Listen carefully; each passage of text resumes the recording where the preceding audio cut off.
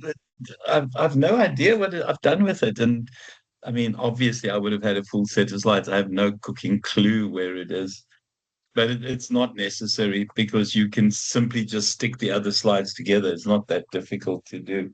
But that is a little bit bizarre. Uh, Hold on a second. Let me see if I'm busy recording. Cool. Now to tune into Mr. Professional. Right. I can always edit anything, to be honest with you. Okay, let me see what's happening here now. I've lost the chats, guys.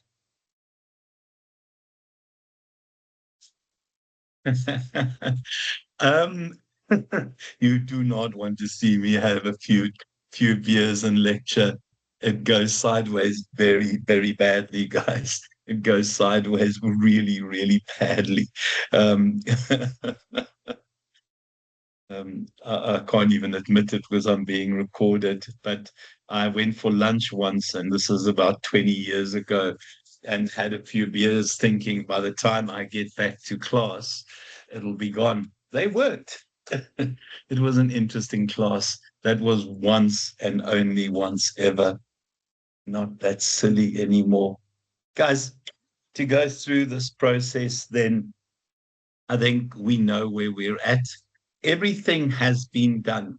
The kind of things that I would make sure that you have is make sure that your cover page has that information on. Remember, you do not include your word count. Please remember that this is now wrong, despite this being the updated document. Do not include your word count on the front page. Please remember that there is that special cover sheet. If you do not have the special cover sheet by now, well, then I'm not sure what to say about it, but you definitely need that single cover sheet. The abstract, the abstract is a bit of a pain and it's new. This will be pretty concise. Please look at past abstracts. I think we'll also use the abstract or a significant part of the abstract for those of you that have applied to do the e-symposium. Please, when you write the abstract, remember 200 to 300 words. It's impossible to do it in 200 words, to be brutally honest with you. It's going to be closer to 300 words. And then please just tick box each of these as you go through it. Be brief background, take it out of your document, your main argument, a summarized version of your problem statement, your data collection, and why. Please remember each of those. Sarah, I'm not sure about that. It's normally after we've done the final submission. So generally, the e-symposium, from what I remember, is in early December. So we'll have plenty time till then to sort that out. To also just say, remember our intention at the beginning of the year was to dominate that e-symposium. So I'm secretly hoping we'll get about, yeah, I'm being a little bit ambitious here, 80% of the presenters, but we'll have to settle on 50% because we've got 63 in the rest of the country together. They would have over 100 students. But if I can get 5, 6, 7 people there, I would be exceptionally happy. But I think we deserve to have a lot of spots on the e-symposium because our titles, when I look at other titles, our titles are blimmin' impressive and our topics are blimmin' impressive as well. Okay. Guys, and then just in terms of this, why you use the data collection method, and then also just your main findings and what contribution you're making. Remember, in terms of the contribution, we contribute to, at a very low level, to scholarship or to theory. We contribute, obviously, to policy, practice, and decision making. So those 4 elements have to be highlighted in your contribution. Our contribution to scholarship or to theory, our contribution to policy, practice, and then also decision-making processes. And you need to write these down, guys. And again, we now know what goes into these documents. It almost becomes like this pro forma thing that you can use. Your table of contents, please note, up to the third level of headings. If you do not know, which I think is nearly impossible because you would have been called out on this previously, if you do not know how to do electronic table of contents, there are tons of videos out there for you to go and check on how to do it. Please make sure that you do this electronically. Please watch out for that really horrific error bookmark thing that often pops up when your page numbers are a little bit dodgy. Also be on the lookout that your heading hasn't formed part, or your discussion under the heading hasn't formed part of the heading. I'm just thinking of some of the flops that we've had in the past. Right. And then obviously tables, figures, images. Again, you'll know what you've put into your document, and then your list of appendices. Yeah.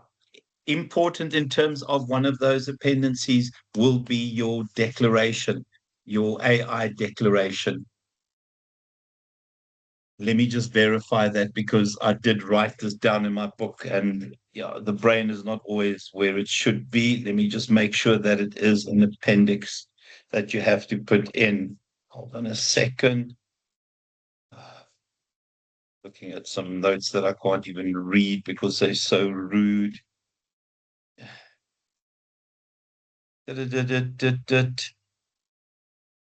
Yeah. A more organized lecturer would have had his stuff open at the right page. Oh, for crying out loud. Sorry, guys. I have no idea where it is. I will verify and leave a message on the group. From there, it is the stuff that you've done. These are straightforward, so it literally is copy and paste across.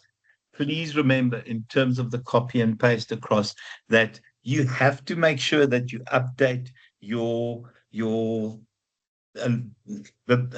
reference lists. Remember, we have to update our reference list because that's not automatic. So once you've got all your bits of documents together, that reference list needs to be updated. In this order, we don't like this order whatsoever. Again, I find it ridiculous that this hasn't been updated. I think excuse me, there were some good classes. Okay, there was one good class where I made everyone cry. Guys, and then just in terms of this order here, yeah, conceptualization is last. This is ridiculous. Please, my suggestion, overall heading would be similar to what we had done previously, your literature review. So make that your main heading, literature review. And then from there, your theoretical foundation. Okay. And then obviously you will look at your, and I would just say review of literature. And then obviously you would spend a bit of time on your conceptualization. That conceptualization, remember to put in two references into that conceptualization, one in terms of the original definition, and then bring it into context in terms of your research. Two references at least. Trying to remember all the stuff I was told. And then research, design, and methodology. Yeah, start with your paradigm. Remember, this is where you move from the future tense out of your proposal into the past tense. So this here is past tense. So you have to make sure that you bring this into past tense.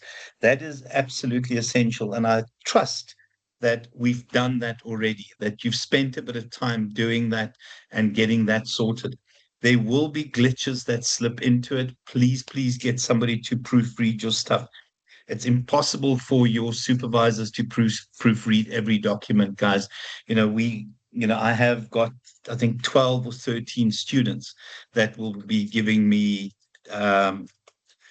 pre-submissions to look at. Right. So nothing dramatic here.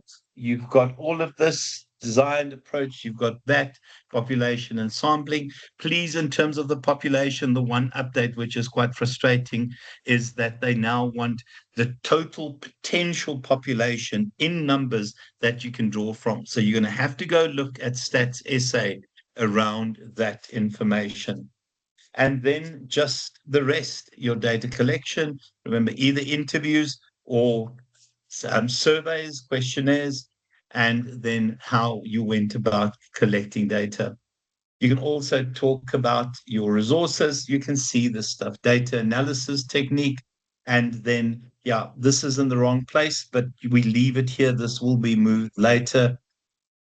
That validity, reliability in terms of, and generalizability, if your sample is big enough for the quantitative students, be very careful from a golden thread perspective that we don't see these words for qualitative and that doesn't appear in quantitative research. Please also remember the sub-elements to discuss those in trustworthiness.